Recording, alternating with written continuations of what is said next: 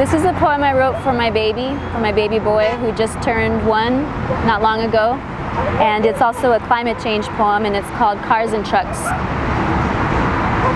A tiny human comes into this world vulnerable, dependent, unable to see more than 12 inches in front of his face, the distance between his eyes and his mama's. Slowly his vision clears and the forms of the world emerge, objects of awe to name and exclaim over. A tiny human appears, and because of our own programming, we cannot stop ourselves from giving him cars and trucks to play with.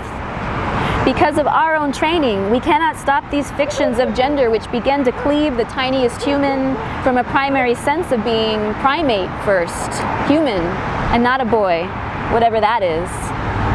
Now cars and trucks and buses rivet and sometimes terrorize his attention like nothing else, as they rumble up to a garbage can or rev in the driveway before roaring down the street or honk for a neighbor to come outside like texting had never been invented.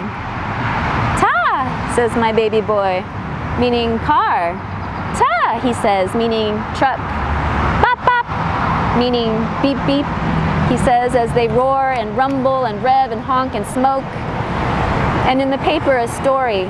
The shells of Dungeness crabs are dissolving because the oceans have become so acidic.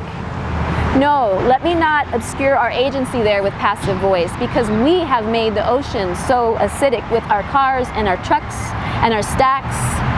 So when it comes down to it, is not putting a toy car into the hands of a child any different than handing him toy guns to play with?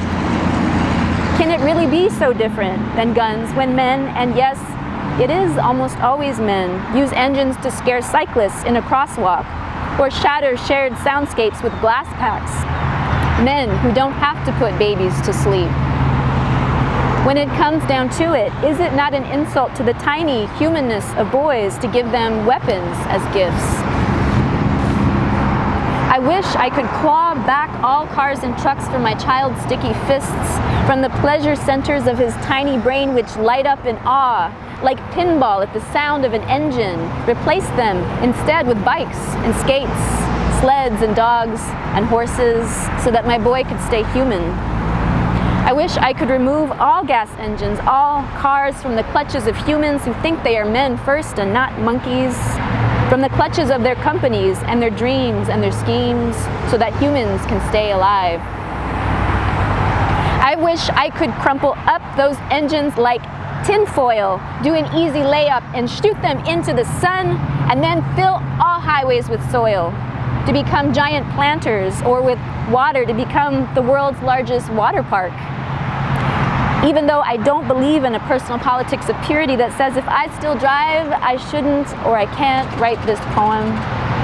Even though I cannot even write this poem without driving, because I am always driving, always late, despite the luxury of speed, of space-time compression afforded by gas engines and the dissolution of crab shells somewhere in some ocean, in a story I can't bear to read, and I have to pull over just to set my words free as my baby cries in the back seat.